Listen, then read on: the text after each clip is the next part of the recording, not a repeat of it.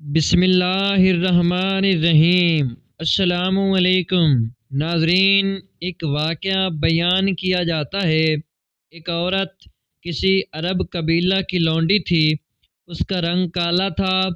قبیلہ والوں نے اسے آزاد کر دیا، مگر یہ آزاد ہو کر کہیں جانے کی بجائے اسی گھر میں اہل خانہ کے ساتھ رہنے لگی۔ وقت گزرتا گیا۔ ایک دن اس لونڈی کے ساتھ عجیب واقعہ پیش آیا جو اس کے قبول اسلام کا موجب بنا، اور وہ مدینہ منورہ حضور اکرم صلی اللہ علیہ وآلہ وسلم کے پاس آئی اور اسلام قبول کر لیا۔ حضرت عائشہ صدیقہ رضی اللہ تعالی عنہا بیان فرماتی ہیں کہ میں نے اس لونڈی سے پوچھا کہ تمہیں اسلام قبول کرنے کی توفیق کیسے ہوئی؟ تو اس لونڈی نے اپنی زندگی کا ایک واقعہ بیان کیا۔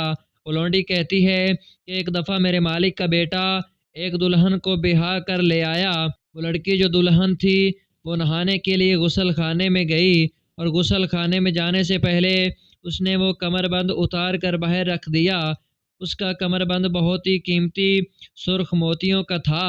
اتفاق ہوا وہاں سے ایک چیل کا گزر ہوا، اور اس نے جب سرخ موتیوں والے کمر بند کو دیکھا تو اس سرخ رنگ ہونے کی وجہ سے اسے گوشت کا خیال آیا، لہٰذا اس پر جھپٹا مار کر اس کمر بند کو لے کر اڑ گئی۔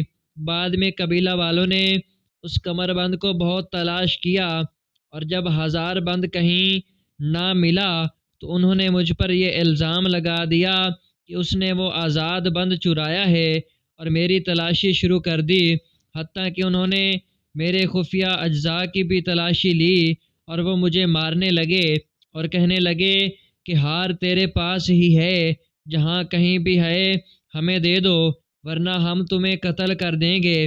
میں بہت خوف زدہ ہو گئی، اور میں نے یہ دعا کی کہ مجھے یہ یقین ہے کہ اس پوری کائنات کو چلانے والا کوئی نہ کوئی ایک مالک ضرور ہے۔ اے مالک و خالق، میری مدد فرما اور ہار کو ڈھونڈ دے۔ اللہ کی قسم، میں ان لوگوں میں اسی حالت میں کھڑی تھی کہ یکدم وہی چیل آئی اور اس نے وہی ہزار بند اوپر سے گرایا، اور وہ ان لوگوں کے درمیان آ کر گرا۔ میں نے ان لوگوں سے کہا، یہی ہے نا وہ ہزار بند جس کی تہمت تم لوگ مجھ پر لگا رہے تھے؟ میں اس الزام سے پاک ہوں، اور دیکھ لو یہ وہی ہے، تمہارے سامنے ہے۔ حضرت ثابت رضی اللہ تعالیٰ عنہ کی روایت ہے کہ وہ لونڈی کہتی ہے کہ میں نے اللہ تعالیٰ سے دعا کی جو فوراً قبول ہوئی۔ اللہ اکبر۔ ایک عورت کافر قبیلہ میں رہتی تھی، مشرک علاقہ میں رہتی تھی، ہر جانب شرک کی آندیاں تھیں، کفر کے طوفان تھے، مگر اس کالی لونڈی کا سینہ اندر سے کس قدر سرخ و سفید اور روشن تھا کہ اس نے مشکل میں گر کر پکارا تو صرف ایک اللہ کو پکارا۔ اس نے اپنی محیدانہ فطرت کو مسیح نہیں ہونے دیا، حالانکہ اس وقت تو شرک کا چلن ایسا چل رہا تھا کہ مشرک مرد اور عورتیں کعبہ کا طواف کرتے اور یہ کلمات پڑھتے، ترجمہ: اللہ تیری جانب ہم حاضر ہیں، تیرا کوئی شریک نہیں ہے۔ حضرت عبداللہ بن عباس رضی اللہ تعالی عنہ فرماتے ہیں کہ اس پر اللہ کے رسول صلی اللہ علیہ وآلہ وسلم انہیں کہتے تھے، تم پر افسوس، انہی الفاظ پر رک جاؤ، مگر وہ بھلا کہاں رکنے والے تھے۔ ساتھ ہی یہ الفاظ کہتے، مگر وہ بزرگ ہستی جو تیری ہی ہے، جس کا تو ہی مالک ہے، اور وہ بزرگ ہستی کسی چیز کی مالک نہیں۔ ناظرین، اس کالی عورت نے ایک اللہ کو پکارا۔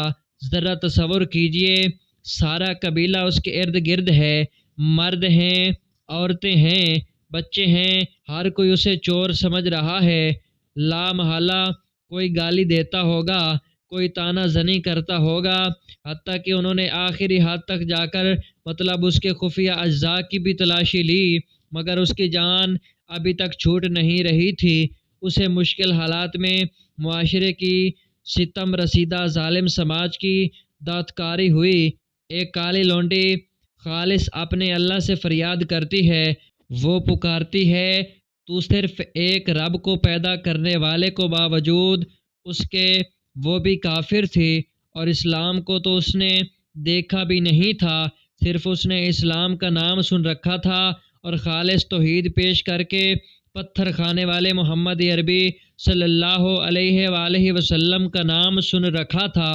جی ہاں، جب وہ درمیانی واسطے توڑ کر اپنے رب کے قریب ہوئی تو اللہ اپنی بندی کی اس قدر قریب ہوا، ادھر اس نے مدد کے لیے پکارا اور ساتھ ہی اللہ مدد کو پہنچ گیا۔ وہی چیز جس نے ہزار بند اٹھایا تھا اسی نے ہزار بند لا کر درمیان میں پھینک دیا۔ اللہ کی مدد کا یہ نظارہ دیکھ کر اس کالی خاتون نے وہ علاقہ چھوڑنے کا فیصلہ کر لیا اور محمد عربی صلی اللہ علیہ وآلہ وسلم کے دیس کی جانب سفر کا ارادہ کر لیا۔ ابھی اسی دین کی طرف جاؤں جو دنیا میں بے سہاروں کا سہارا بنتا ہے، بے آسروں کا آسرا بنتا ہے۔ وہ چل پڑیں کون سے پہاڑ اور کیسے کیسے ریگستانی علاقوں، کیا کیا مشکلیں، اس میں بھوک پیاس کس قدر برداشت کی ہوگی، مگر آخر کار وہ مدینہ منورہ میں پہنچ گئیں۔ حکمران مدینہ سرکار دو عالم صلی اللہ علیہ وآلہ وسلم کی خدمت میں حاضر ہوئیں، اسلام قبول کیا اور اسلامی معاشرے کی رکن بن گئیں۔ ناظرین، دنیا میں کتنی ہی ایسی خوبصورت عورتیں ہیں، جوان ہیں، حسین ہیں، عالی شان ہیں، لیکن بے حیا اور بد کردار ہیں، عقیدہ اور ایمان سے خالی ہیں، در در پہ جھک کر توحید کا کھلا انکار کرنے والی ہیں اور شرک کی چوکھٹوں پر ذلیل ہونے والی ہیں۔ اگر خدا نخواستہ یہ کفر پر مر گئیں یا اسی طرح بد کرداریاں کرتے ہوئے مر گئیں تو قیامت کے دن ان کی روحیں سیاہ ہوں گی اور ان کے وہ حسین و جمیل چہرے جن پر انہیں ناز تھا وہ بھی سیاہ اور بدترین شکلوں میں تبدیل ہو جائیں گے، ہمیشہ کالا پن رہے گا اور قیامت کے دن ان کے کرتوتوں کی کالک انہیں کالی چڑیلیں بنائے ہوئے ہوگی۔ اللہ تعالیٰ فرماتے ہیں کہ جمعہ کے دن قیامت قائم ہوگی، اس دن قیامت کو بعض چہرے گورے اور بعض بہت ہی کالے ہوں گے۔ وہ لوگ جن کے چہرے بہت کالے سیاہ ہوں گے ان سے کہا جائے گا کہ کیا تم نے ایمان لانے کے بعد کفر کیا؟ اب اپنے کفر کا عذاب چکھو۔ لہذا اے میری پیاری بہنوں، سچا اور حقیقی حسن حاصل کرنا چاہتی ہو، لازوال حسن سے مالا مال ہونا چاہتی ہو، لافانی خوبصورت چاہتی ہو، اور اگر قیامت کے دن گورا بننا چاہتی ہو تو آج کے گورے کافروں کے نقش قدم پر چلنا چھوڑ دو، اپنا ایمان پکا کر لو اور اپنا اندر گورا شفاف اور صاف بنا لو۔ اللہ تعالیٰ ہدایت نصیب فرمائے اور امہات المؤمنین کے نقش قدم پر چلنے کی توفیق عطا فرمائے۔ آمین ثم آمین۔